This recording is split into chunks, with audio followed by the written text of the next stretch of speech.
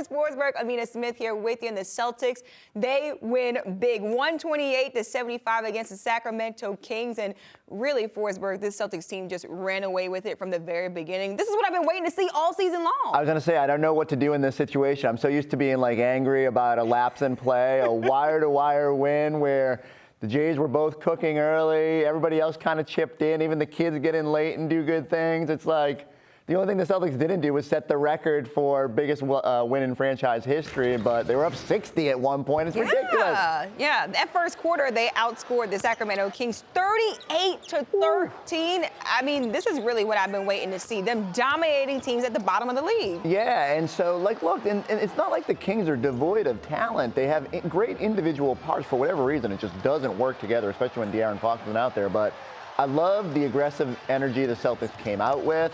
The passing in the first quarter especially was beautiful. Marcus Smart out here just throwing dimes all over the place.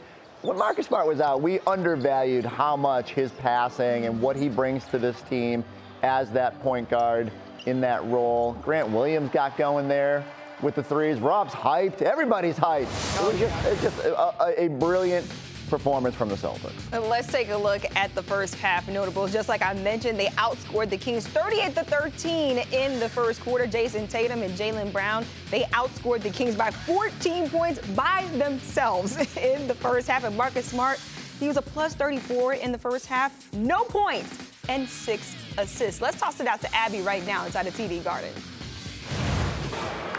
Jaylen, that was a pretty fun game. I want to start with you. 30 points, 10 rebounds, 4 assists in 24 minutes. You said this morning experience is the best teacher. What experiences from earlier this season have led you to be able to put forth these consistent performances?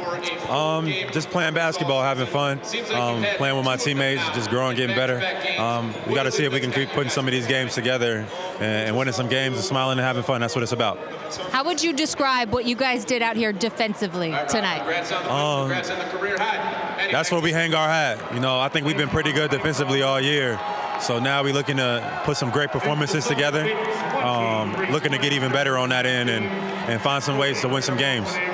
2 games with your healthy starting 5, 2 straight blowouts. How good can this group be when you guys are healthy? We just got to take our time. You know, as we get everybody back, we learn and we getting better. We experience some up and downs, and I think that's going to help us get better down the line. So I'm looking forward to the second half of the season. I'm looking forward to the next game. So we got to be ready. Have you ever led a game by 60 in the NBA? How fun was that sitting out the fourth quarter? I'm not sure. I got to check the stats on that, but it was definitely fun getting some rest and watching those young guys who work really hard to get some run and some playing time to get to show what they can do. Jaylen, thank you. Congrats. Yeah, thank you. Scal joining us right now from inside of TD Garden. And Jayson Tatum mentioned, and Jaylen Brown as well. He said that this team was having fun out there. What was the vibe courtside? Well, I mean, the vibe was the Celtics can do whatever they wanted in this game. They could drive it. And when they did miss, Rob Williams got the offensive board. So, yeah, I mean, these are the kind of games that you want to throw in there over the course of 82 games. I mean, not 60-point wins, but, like, you know, blowouts where the starters can get some rest in that fourth quarter.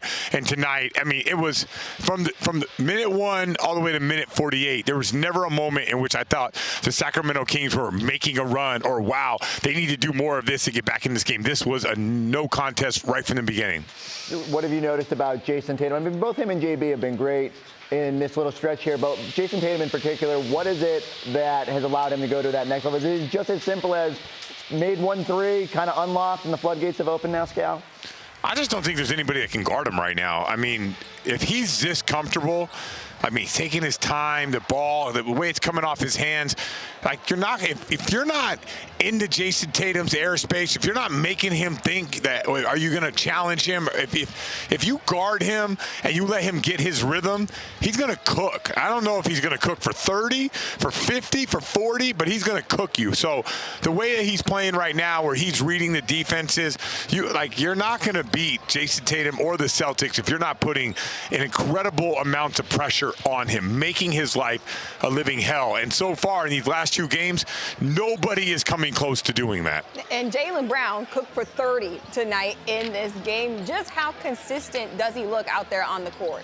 Yeah, but when he makes three-point shots, he's also unguardable because, he's a big-time straight-line driver. He doesn't deck the ball and move it around or, go into his delayed isolation as much as Tatum does. But when he has space, yeah, he'll just he'll take you right to where he needs to go. And it really comes back to me is if he's making threes, then you're probably in for a long night. So how do they bottle it up, Scale? How do they get these guys to continue to be this good on a night-to-night basis?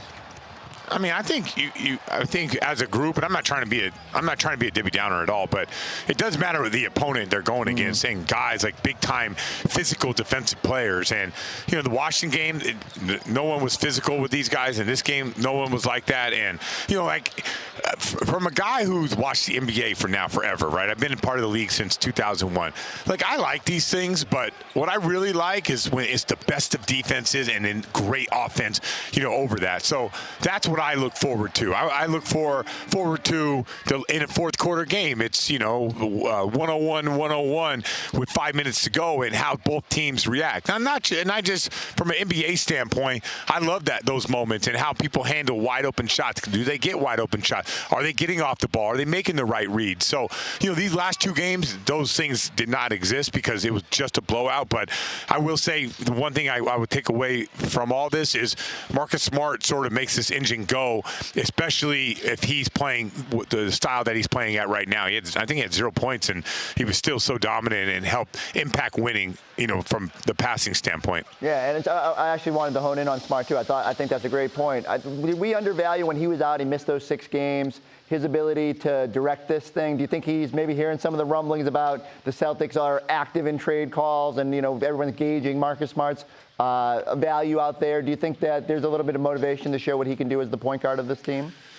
Chris, I got to be honest with you. I don't know what motivates guys. I don't know why today Marcus Smart passed up a shot and went, 20 feet into a dribble handoff with Jayson Tatum. I know that stuff works. I don't know if he's making that decision because he might get traded. I have no idea how that stuff works or how even players take that on. I mean, it can go a lot of different ways. A player can say, well, if you're going to trade me, then I'm going to shoot the ball 12 times today. So I just know that when Marcus Smart is allowed to be what I would call like a playmaking quarterback, he kind of dictates what the Celtics are doing, where the ball needs to find. If he wants something else, like you saw the no-look pass to Smith, when he's doing that kind of stuff, and I get it, the opponent today was a nothing defensively, but when he's doing that, I know the Celtics are at their best. Yeah, Marcus Smart, a plus 34 in that first half with no points on the board. Thanks so much, Scott.